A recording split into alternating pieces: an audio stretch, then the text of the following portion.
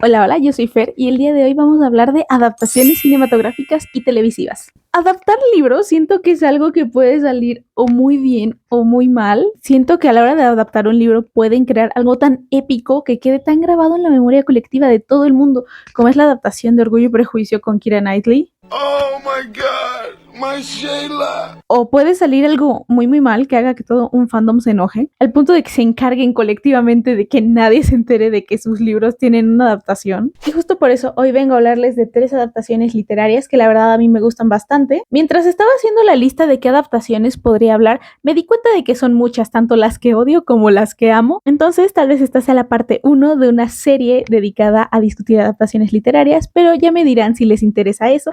En los comentarios recuerden comentar, darle like, suscribirse y sin más por el momento, empecemos a hablar de adaptaciones literarias. Creo que este es el tercer video seguido que hablo de esta novela gráfica, pero no voy a pedir perdón porque yo amo Nimona.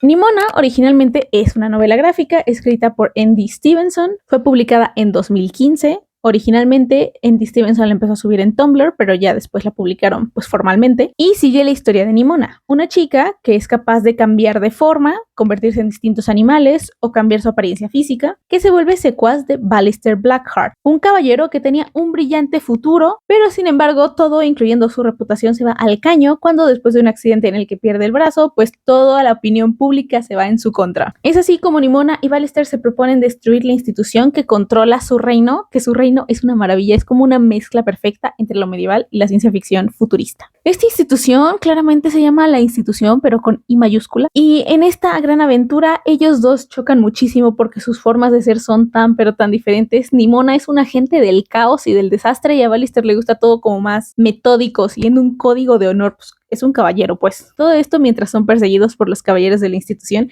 que incluyen al ex compañero de Ballister, Ambrosius Goldenloin, y poco a poco Ballister y Nimona van descubriendo los secretos del reino. La película de Nimona se estrenó en 2023 en Netflix. De hecho, un poco de chisme de producción, originalmente la iba a animar Blue Sky, que es el mismo estudio que hizo La Era del Hielo y Río, pero después Disney compró Blue Sky y Nimona pasó a ser propiedad de Disney, pero cuando la película ya estaba casi terminada, dicen que constaba 75% terminada, los ejecutivos vieron la película y decidieron botarla, pero Netflix llegó y rescató al proyecto y es por eso que ahora tenemos la joya de película que es Nimona, tan joya que fue nominada al Oscar a Mejor Película Animada, que de hecho lo perdió, pero eso no es el punto de este video. Como suele suceder con las adaptaciones, hubo cambios y en el caso de Nimona los cambios fueron tanto grandes como pequeños, pero siento que fueron de esos cambios que ayudaron a que la película creciera y mantuvieron la esencia del trabajo original en vez de destrozarla como luego sucede cuando se atreven a hacer cambios de este tamaño. Entre los cambios encontramos cosas tan sencillas como el apellido de Ballister, que pasa de llamarse Ballister Blackheart a Ballister Boldheart,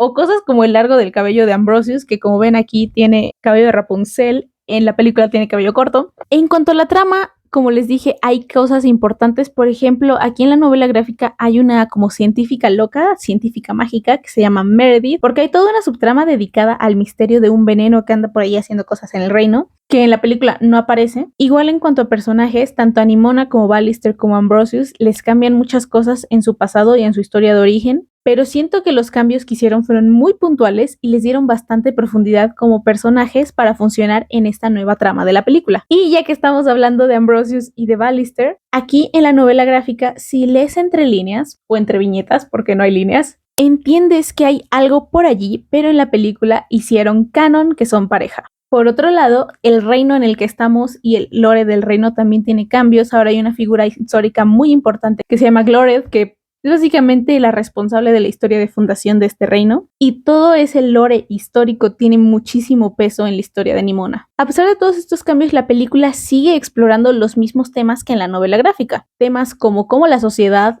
y los medios influyen en cómo pueden ver a una persona y cómo le pueden voltear la reputación así de fácil solo porque no encaja o cae en la otredad, no cómo te pueden hacer ver como una persona malvada solo porque te sales de la caja de lo que la sociedad está diciendo que tienes que ser, que ese es básicamente el tema que sigue a las dos Nimonas. Sea cual sea el formato en el que ustedes decidan disfrutar de Nimona, estoy segura de que es una historia que les va a encantar y la verdad es una de mis adaptaciones favoritas, incluso si es bastante diferente.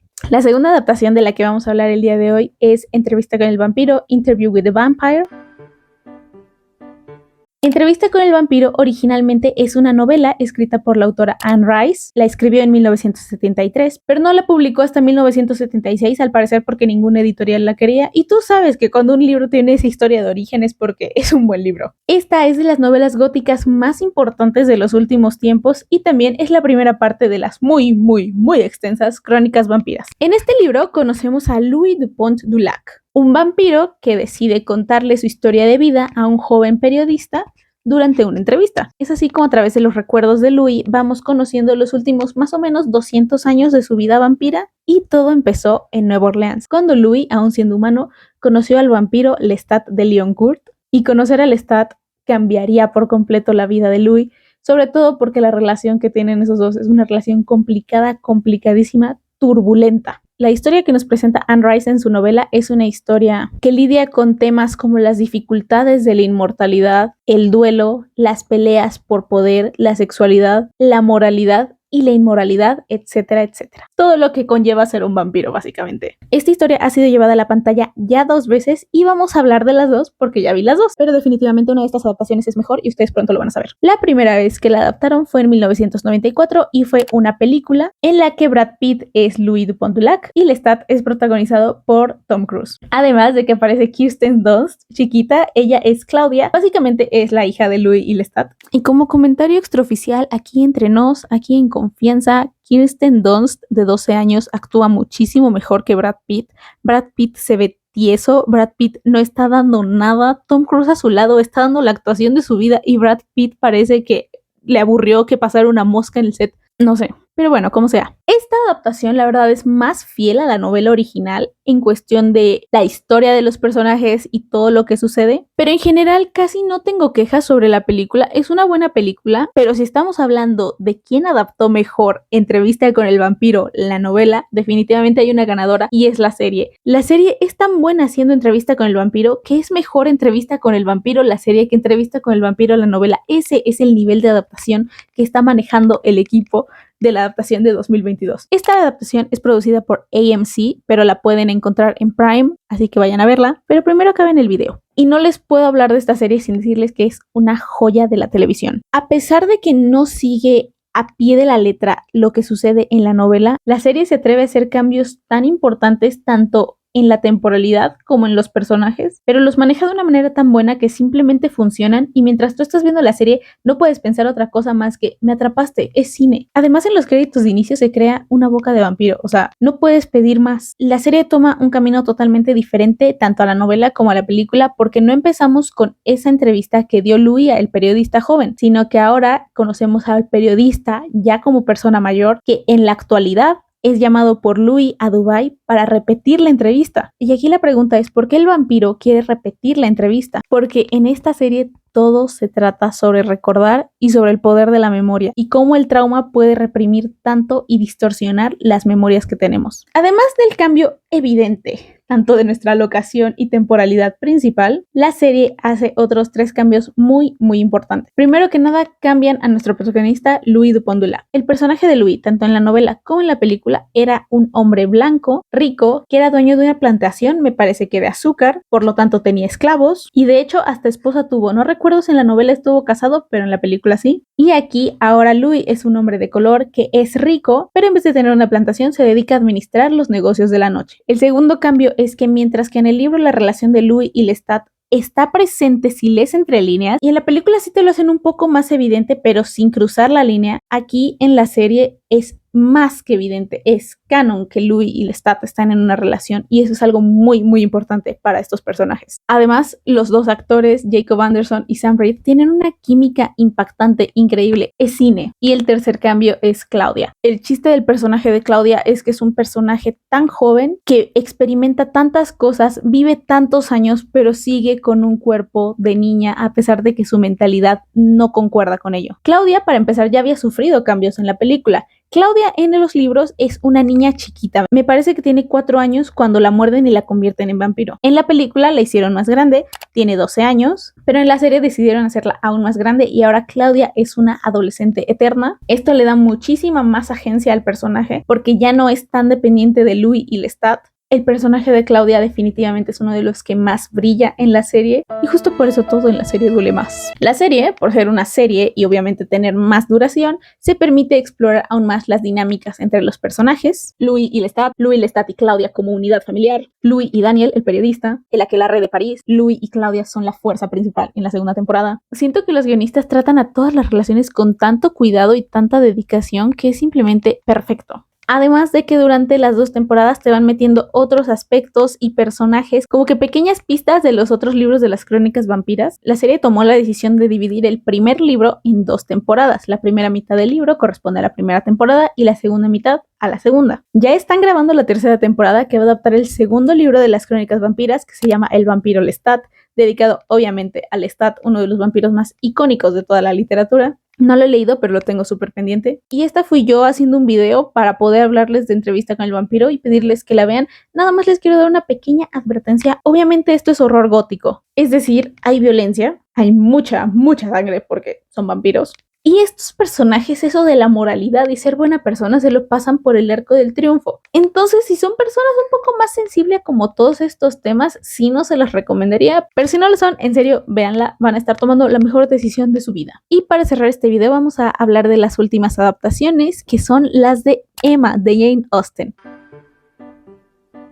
Emma se publicó en 1816. En mi opinión, es de las mejores novelas que escribió Jane Austen y sigue al personaje de Emma Woodhouse, que es descrita como hermosa, rica y lista, pero también bastante mimada. Y al momento de escribir Emma, Jane Austen dijo que ella estaba escribiendo un personaje que consideraba a nadie le iba a caer bien más que a ella, pero como podemos ver en tantas adaptaciones que le han hecho, yo creo que la historia ha demostrado lo contrario. En lo personal, amo a Emma como personaje, su crecimiento de personaje es simplemente excepcional. Pero bueno, ¿de qué trata Emma? La historia sigue a Emma, que es aburrida entre sus privilegios y sin el menor interés o necesidad de casarse. De hecho, Emma me parece es la única protagonista de Jane Austen que no tiene la necesidad económica de casarse. Pero bueno, Emma está aburrida y decide jugar a ser casamentera entre sus conocidos, sobre todo con su nueva amiga Harriet Smith. La cosa es que a Emma se le va su plan de las manos, no salen las cosas tal y como ella la planeó y tiene que enfrentarse a las consecuencias de sus acciones. El elenco de personajes que sale en Emma, la verdad, es uno que me encanta. Todos destacan muchísimo. Hay alguien para que ames, hay alguien para que odies, hay alguien al que tú vas a querer golpear siempre. Tiene de todo. Y claro, como cualquier cosa que ha escrito Jane Austen, la industria cinematográfica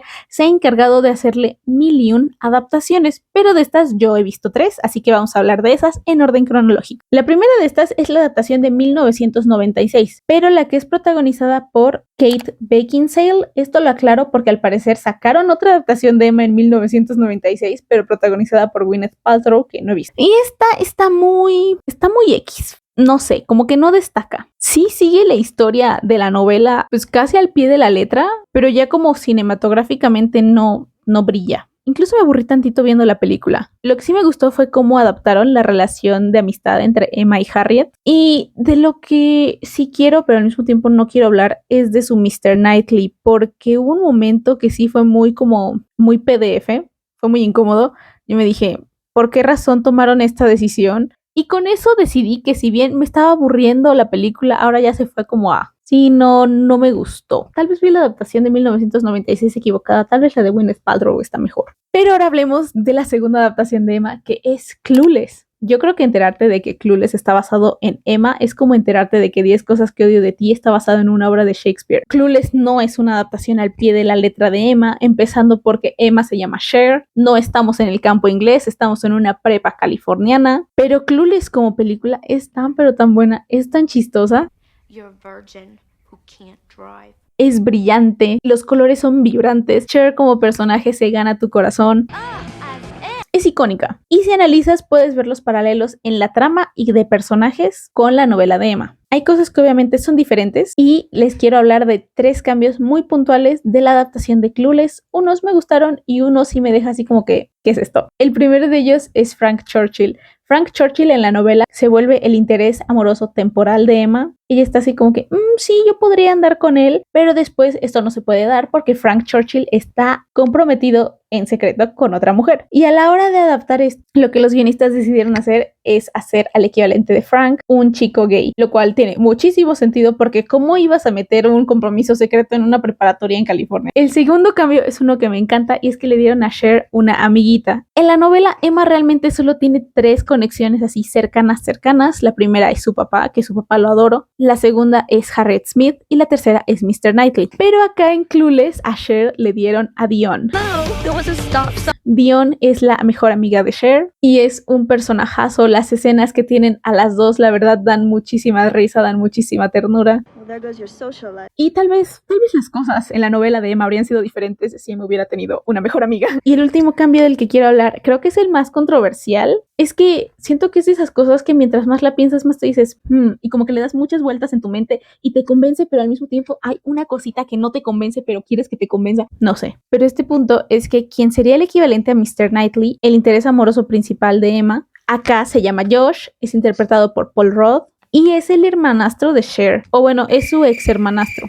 Originalmente, la familia Woodhouse y la familia Knightley han sido muy cercanas al punto de que tanto la hermana de Emma como el hermano de Mr. Knightley están casados. Emma y Mr. Knightley se conocen prácticamente de toda la vida y de hecho Mr. Knightley es el único que puede poner a Emma en su lugar porque es la única persona a la que Emma le va a hacer caso. Su dinámica de personajes la verdad es excelente y eso sí se recrea en Clueless en la dinámica de Cher y de Josh, pero como justificación para todo este pasado que tienen en la novela, lo que decidieron hacer es hacer los ex hermanastros. Josh se la pasa yendo a la casa de Cher porque el papá de Cher fue su ex padrastro favorito. Y por lo que recuerdo, sí te dicen que el matrimonio entre la mamá de Josh y el papá de Cher fue corto. O sea, son lindos, pero luego te acuerdas, son ex hermanastros y una voz en tu mente te lo sigue diciendo. Pero como sea, Clueless es buenísima. Y ya por último vamos a hablar de la adaptación de Emma de 2020. Lo primero que les quiero mencionar es la música. La música de Emma de 2020 es excelente, tan hermosa. Siento que captura por completo la esencia de la película.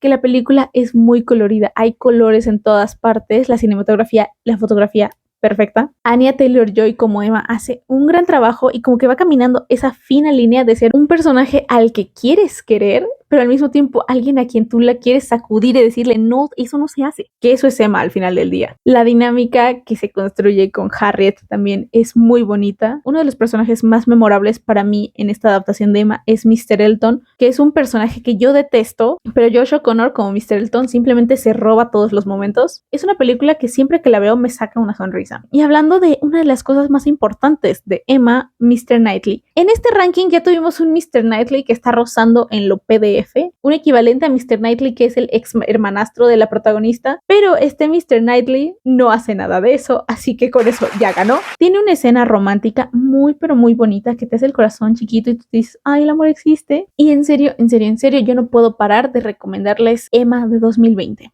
Y eso sería todo por hoy. Como les dije, tal vez haga parte 2 de este video. Tengo muchas adaptaciones en mi cabeza de las que tengo que desahogarme porque fueron muy malas, o a las que simplemente quiero tirarles flores hasta que me canse y hacer que todo el mundo las vea y las ame. Si ya vieron alguna de estas adaptaciones o se van con ganas de ver una, si tienen una adaptación favorita que les gustaría que mencione o que vea, igual pónganlo en los comentarios y nos vemos en el siguiente videito.